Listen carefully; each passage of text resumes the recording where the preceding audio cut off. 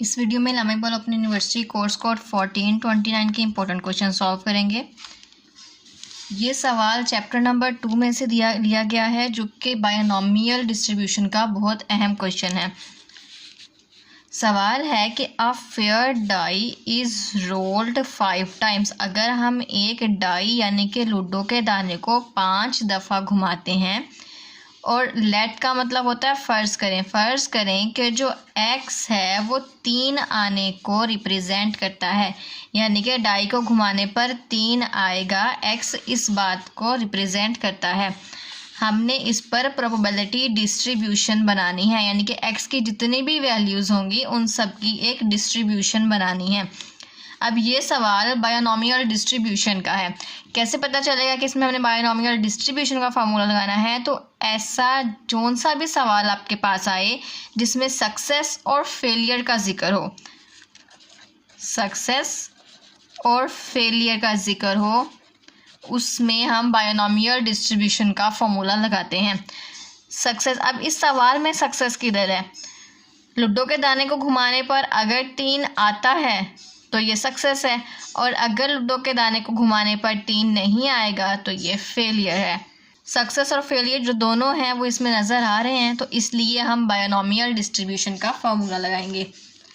Formula कुछ इस तरीके से है, n C r p, p की पावर होगी आर और क्यू की पावर होगी n minus r. Probability of x equal x, यानी कि प्रोबेबिलिटी डिस्ट्रीब्यूशन बनाने के लिए हम ये वाला फॉर्मूला यूज़ करेंगे। अब इसमें n क्या है? n का मतलब होता है टोटल वैल्यू। अब इस सवाल में टोटल नंबर ऑफ वैल्यू है 5, यानी कि 5 बार रोल करना है ना एक डाई को, तो 5 n की वैल्यू होगी।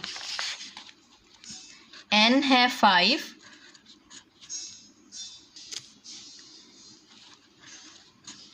n होगा 5, और उसके बाद p और r, p और q।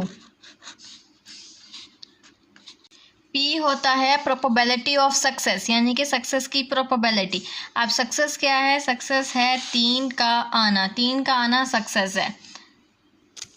अगर हम एक लूडो के दाने को देखें तो एक लूडो के दाने में 6 वैल्यूज़ होती हैं, 3, 4, 5, 6। तो इसमें p होगा, यानी कि सक्सेस की प्रोबेबिलिटी, सक्सेस है 3 और 3 सारे नंबरों में एक बार है, तो इसको 1 बाय टोटल है यहाँ पर 6 नंबर, तो 1/6 लिखेंगे। 1/6 हो गई p की वैल्यू। p की वैल्यू है 1/6। उसके बाद q होता है फेलियर होने पर प्रोबेबिलिटी। अब ये 3 ना आने की प्रोबेबिलिटी, 1, 2, 3, 4, 5 चांस है कि 3 ना आए, मतलब इनमें से कोई भी नंबर आ सकता है, 3 नहीं आएगा, उसके चांस हैं 5। तो इसको 5 बाय टोटल वैल्यूज़ हैं 6, 5/6 लिख देंगे। ये अब Q की वैल्यू है, ये वाली P की वैल्यू है 5/6। और जो इस सवाल में r दिया गया है, r लिखें यहाँ पर या फिर x लिखें, ये रिप्रेजेंट करता है 3 टर्न्स आपको, यानी कि हम डाई को घुमाते हैं और 3 आता है, x इस चीज़ को रिप्रेजेंट करता है कि 5 बार घुमाने पर कितनी बार 3 आ सकता है। तो जितनी भी आउटकम बनती है, जितनी भी बार आ सकता है, वो हम यहाँ पर लिख देंगे। अगर हम 5 बार डाई को घुमाते हैं और एक भी बार 3 नहीं आएगा तो x की वैल्यू होगी 0। अगर हम 5 बार डाई को घुमाते हैं और एक बार 3 आ जाए तो x की वैल्यू होगी 1। अगर 5 बार डाई को घुमाते हैं और जो है वो 2 दफ़ा आ जाए तो यहाँ पे x की वैल्यू होगी 2। इसी तरह 5 बार डाई को घुमाने पर 3 बार 3 आ सकता है, 5 बार डाई को घुमाने पर 4 बार 3 आ सकता है, 5 बार डाई को घुमाने पर 5 बार भी 3 आ सकता है। यानी कि जब 3 आ सकता है, जो सी 3 आने की आउटकम्स हैं वो हमने मुकम्मल एक उसकी डिस्ट्रीब्यूशन बना देनी है 0 से लेके 5 तक। आसान अल्फाज में कहें तो x की वैल्यू 0 से स्टार्ट होके नंबर ऑफ वैल्यूज़ तक होंगी, 0 से लेकर 5 तक। अब इसमें फॉर्मूला लगाएंगे और इसको सॉल्व करते जाएंगे। सबसे पहले लिखेंगे x इक्वल 0 और फार्मूला लिख देंगे n C x p power x और q power n minus x। इसमें जहाँ जहाँ पर x है वहाँ पर हमने 0 लगा देना है। n की जगह पर 5 आएगा, 5c 0, p है 1/6 पावर 0 और q है 5/6 पावर 5 माइनस 0। सबसे पहले 5c 0 मालूम करेंगे और इसका आंसर लिखेंगे। हमने लिखना है 5, फिर NCR प्रेस करेंगे एंड 0, 5c 0 इक्वल टू 1। तो यहाँ पर पहले आ जाएगा 1, उसके बाद 1/6 की पावर 0, किसी भी नंबर की पावर 0 लेते हैं तो 1 ही आंसर आता है। देन 5 माइनस 0 5, 5 की पावर 5 लेनी है, 5 पावर 5 इक्वल 3125 और 6 की पावर 5 ले लेंगे इक्वल 776।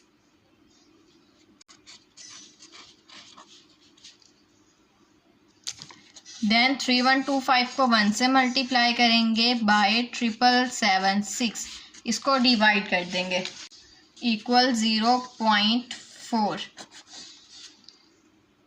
अब ये हमने मालूम किया था x इक्वल 0। अब हमने x इक्वल रखना है 1 के, यानी कि जहाँ जहाँ पर x होगा वहाँ पर फार्मूले में 1 पुट कर देंगे। x इक्वल 1 फार्मूला लिखेंगे इक्वल NCX प्रोबेबिलिटी p की पावर होगी x and q n minus x। अब n तो है 5, x है 1/6, x आएगा 1, q आएगा 5/6 और n है 5 माइनस 1। अब 5c1 पहले मालूम करेंगे, इसका मालूम करने का तरीका भी सेम है। 5 NCR 1 इक्वल 5, 1/6 की पावर ली तो ये पावर 1 लेंगे तो ये भी 1/6 आएगा, मल्टीप्लाई 5 माइनस 1 4, तो 5 की पावर ले लेनी है 4 इक्वल 625 एंड 6 की पावर भी ले लेंगे 4 इक्वल 1296।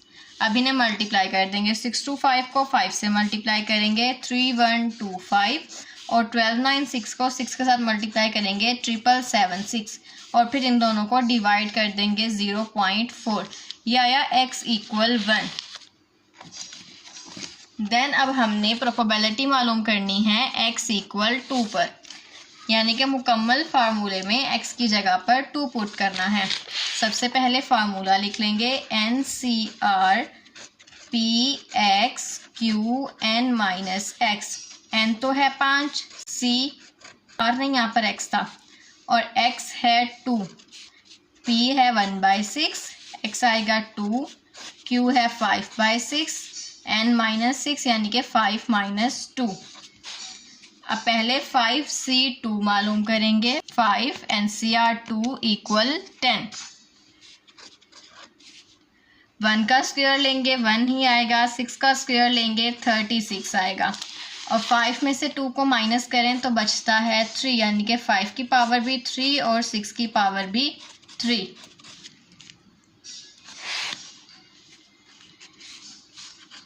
बाय 36 मल्टीप्लाई 5 की पावर 3 लेंगे 125 बाय 6 की पावर भी हमने 3 ले लेनी है, 6 पावर 3 इक्वल 216। नाउ 125 को 10 से मल्टीप्लाई करेंगे 1250 बाय 216 को 36 से मल्टीप्लाई करेंगे 776 और लास्ट पे इन दोनों को डिवाइड कर देंगे इक्वल 0.16। अब इसके बाद हमने प्रोबेबिलिटी मालूम करनी है, 2 तक हम पहुंच गए हैं। देन आगे आता है x इक्वल 3, फिर 4 और फिर लास्ट में 5। हम लिखेंगे x इक्वल 3 और फिर फार्मूला लिख देंगे NCX PX QN minus x। n है 5, cx है 3, p है 1/6, x आएगा 3, q है 5/6 और n है 5 माइनस x है 3, 5 माइनस 3। पहले 5c3 मालूम करेंगे, 5c3 इक्वल 10, वन का क्यूब लेंगे तो वो 1 ही आएगा, 6 का क्यूब लेंगे तो 2 1 6 आता है। 5 में से 3 माइनस कर दिए, 2 बचे, तो 5/6 की हमने पावर लेनी है 2। 10 1 ज़ा 10 बाय 216 मल्टीप्लाई 5 का स्क्वायर लिया 25 और 6 का स्क्वायर लिया तो यह आएगा 36। 25 को 10 से मल्टीप्लाई कर दिया 250 और 36 को 216 से मल्टीप्लाई करेंगे 776 और लास्ट पे इन दोनों को डिवाइड कर देंगे इक्वल 0.03। देन अब हमने मालूम करना है x इक्वल 4। x इक्वल 4 लिखने के बाद फॉर्मूला लिखेंगे NCx px q n minus x। n है 5, c x है 4, p 1/6, x 4, q 5/6 और n माइनस x यानी कि 5 - 4। पहले 5c4 मालूम करना है। 5c4 equal 5। 1 की पावर 4 लेंगे 1 एंड 6 की पावर 4 लेने से आता है 1296 मल्टीप्लाई 5 - 4 1, 5 और 6 की पावर लेनी है 1। अब किसी भी नंबर की पावर अगर 1 ली जाए तो उसमें कोई चेंजिंग नहीं आती, तो 5 को 5 से मल्टीप्लाई कर देंगे 25 और 1296 को 6 से मल्टीप्लाई कर देंगे 776 और इन दोनों को डिवाइड कर देंगे 0.0032। अब नेक्स्ट हमने x इक्वल 5 करना है। मुकम्मल फार्मूले में x की जगह पर 5 लिखेंगे। q n minus x, n है 5, c x भी 5 है, p 1/6, x होगा 5, q 5/6 और n है 5 - 5। अब पहले 5c5 की आउटकम्स मालूम करनी है, यानी कि 5c5 लिखेंगे तो आएगा 1। 1 की पावर 5 लिया 1, 6 की पावर 5 लेने से आता है 776 मल्टीप्लाई 5 - 5 0। पहले ही मैंने बताया था किसी भी नंबर की पावर 0 हो तो उसकी अगर हम पावर लेते हैं तो आंसर 1 आता है। 5 का भी 1 आंसर आएगा और 6 का भी 1 आंसर आएगा। तो 1 को 1 से मल्टीप्लाई करेंगे 1/776 और फिर लास्ट में इसको डिवाइड कर देंगे 1/776 इक्वल 0.0001। प्रोबेबिलिटी डिस्ट्रीब्यूशन में लास्ट पर एक प्रॉपर्टी लगाई जाती है जिसमें हमने जितनी भी डिस्ट्रीब्यूशन बनाई है उन सबको आपस में प्लस किया जाता है।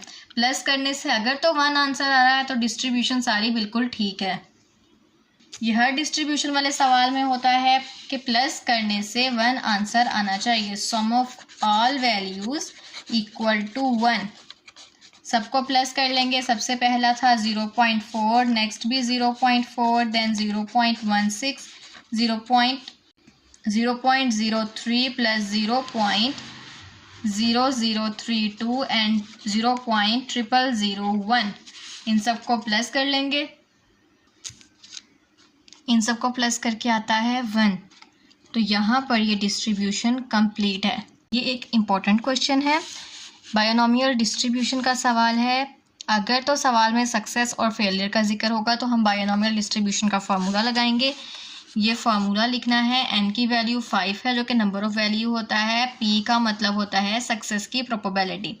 यहाँ पर आपने ये देखना है कि एक डाई में 6 नंबर होते हैं, 6 वैल्यूज़ होती हैं, तो उसमें 3 एक मरतबा है तो सक्सेस की प्रोबेबिलिटी हो गई 1/6। Q का मतलब होता है फेलियर की प्रोबेबिलिटी। 3 के अलावा बाकी नंबर 5 हैं तो 5/6 हो जाएगी Q की वैल्यू। देन X की वैल्यूज़ लिखनी है। सवाल में लिखा हुआ है कि X जो है वो 3 आने को रिप्रेजेंट करता है, तो हमने यहाँ पर X की 0 से लेके 5 तक वैल्यूज़ लिख लेनी है।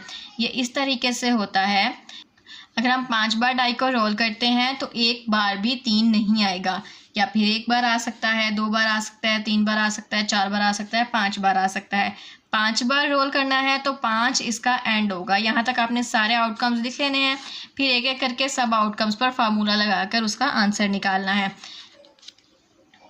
सबसे पहले x इक्वल 0 करेंगे, देन x इक्वल टू 1 का आंसर मालूम करेंगे, फिर x equal 2, x equal 3, 4 and 5।